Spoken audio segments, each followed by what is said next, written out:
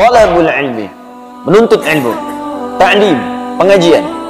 Dalam pengajian itu kumpul semuanya. Karena itu hadis-hadis keutamaan tentang ta'lim itu banyak dikumpulkan oleh para ulama, mulai bahkan dari Al-Imam Al-Bukhari ketika menuliskan kitabnya Sahih Al-Bukhari itu Al-Jami As-Sahih Al-Musnad Al-Mukhtasar min umuri Rasulullah sallallahu alaihi wasallam wa sunanihi wa ayyamihi, dibuat 97 pembahasan, 97 kitab. Beliau meletakkan kitab tentang pengetahuan, kitabul ilmi, setelah kitabul iman. Ya, satu kitab Badul Wahyi, turunnya wahyu, untuk menunjukkan sanad kenabian. Jadi kalau nanti ada yang mengaku-ngaku nabi, ukurannya ini, tolak aja langsung. Ini ada ukuran, kitab Badul Wahyi. Bagaimana seseorang berhak disebut sebagai seorang rasul?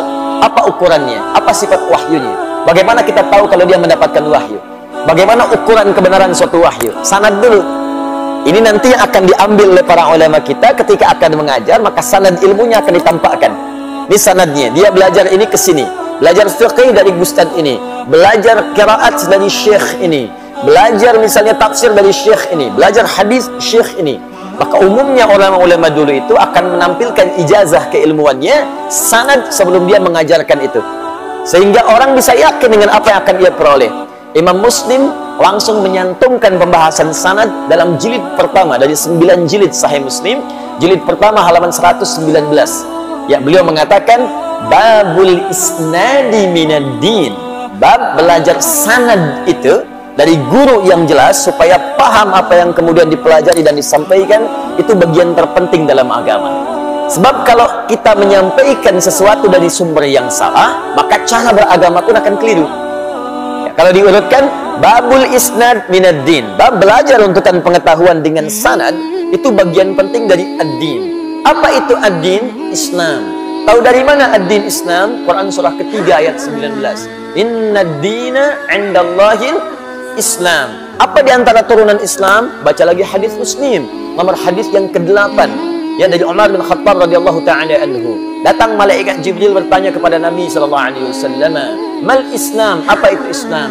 Kata Nabi, "An tashhadu an la ilaha illallah wa anna Muhammadar Rasulullah wa tuqimas shalah wa tu'tiyaz zakah wa tasuma Ramadan wa tahujjal baita in istata'ta ilaihi sabila."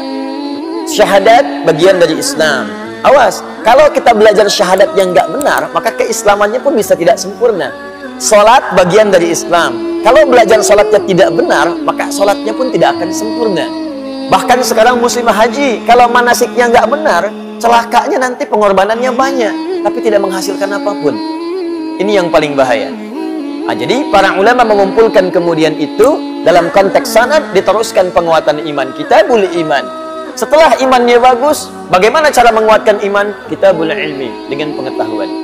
Karena itu iman dengan ilmu disandingkan oleh Allah sebagai kekuatan yang padu. Gak mungkin iman bisa tegak dengan baik kalau tak ada ilmu. Tidak cukup berislam itu dengan iman saja. Imannya kuat, dahsyat. Sebelum subuh udah ditungguin, jam 3 udah bangun. Tapi karena nggak ada ilmu, sholat subuh dijamak dengan tahajud. Yang repot. Ilmu itu penting, tapi kalau nggak ada iman, ini yang paling bahaya. Bisa menafsirkan apa yang diinginkan. Ayat-ayat Quran bisa dipotong, kemudian diarahkan pada apa yang selera nafsunya kemudian ingin dapatkan. Itu yang paling bahaya. Karena itu ketika Allah menggabungkan ayat tentang majlis ilmu, iman dan ilmu disatukan. Turunlah Quran surah ke-58 ayat 11. Ya ayyuhalladzina amanu idza qila lakum tafassahu fil majalis fafsahu yafsahillahu lakum. Ketika disebutkan majalis, jamak dari majlis. Ya, jika disampaikan padamu, luaskan majlis untuk belajar, luaskan, share. Bisa diartikan share. Ada majlis di mana? Al-Azhar, apa jadwalnya? Share. Al-Ihsan, As-Salam, share. Baitur Rahim, share. Ada yang kedua, kalau sudah masuk, lapangkan tempatnya. Yang belum dapat, berikan kesempatan. Kalau sudah penuh, duduk di tempat dia dapatkan. Tapi lihat ujung ayatnya. Ya rafa'illahu alladhina amanu minkum walladhina utul ilma darajat. Iman, ilmu. Allah akan angkat derajat orang yang punya iman. Jadi kalau ingin diangkat derajatnya oleh Allah, ada dua pilihan. Satu, meningkatkan iman. Bagaimana caranya? Kerjakan amal saleh. Karena itu kalimat iman dengan amal saleh disandingkan dalam Al-Quran. Quran surah ke-103. Wal 'ashr. Innal insana lafi khusr illa alladhina amanu wa amilus salihat. Iman, amal saleh. Jadi kalau Anda ingin diangkat derajatnya oleh Allah, maka tiap hari coba kuatkan iman kita dengan mengerjakan amal saleh. Bagaimana caranya Ustaz? Lihat rinciannya di Al-Quran. Setiap menemukan kalimat iman, setelahnya pasti amal saleh. Pasti itu.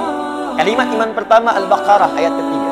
Alladzina yu'minuna bil ghaib wa yuqimunas shalah. Setelah iman ada salat. Jadi kalau iman kita ingin dikuatkan oleh Allah, maka salatnya jaga. Karena itu kalimat penanda iman itu ketika kita mendengar suara azan saja panggilan salat, belum salatnya. Ya, awas cek ya. Ketika kita mendengar suara azan saja, belum salatnya, itu iman kita akan terpancar di jiwa. Di kata Al-Quran ya, kalau bahasa kitanya, kalau ingin mengecek iman kita masih ada atau tidak, ketika mendengar suara azan dikumandangkan, kalimat Allahu Akbar, kalau dikumandangkan ada getaran nggak di hati? Kalau masih ada, itu tandanya iman kita masih terbersit dalam jiwa. Masih ada. Tinggal iman itu kemudian diwujudkan dalam bentuk amalan. Itu dalilnya Quran surah ke-8 ayat kedua. Innamal mu'minuna alladzina idza dzukirallahu wajilat qulubuhum wa idza tuliyat 'alaihim ayatuhu zadatuhum imana wa 'ala rabbihim yatawakkalun. Kita lihat kalimatnya. Innamal mu'minun, orang beriman itu ciri utamanya pakai adatul hasri. Innama, pembatas. Yang punya iman itu dibatasi dengan ini nih. Jadi kalau tidak ada sifat ini dalam diri kita, patut dipertanyakan imannya masih ada nggak? Hati-hati, awas, hati-hati.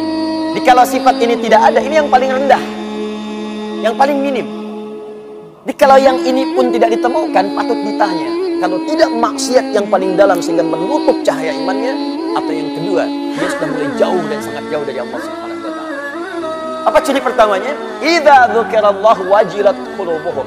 Jika disebutkan nama Allah, ada getaran dalam jiwanya. Dan 5 kali diuji oleh Allah supaya dari subuh sampai dengan isya kita bisa ngecek imannya masih ada nggak. Baru bangun tidur dipanggil untuk menemukan iman kita masih ada nggak. Allahu Akbar, Allahu Akbar. Nyampe ke kita, di hati kita ada getaran.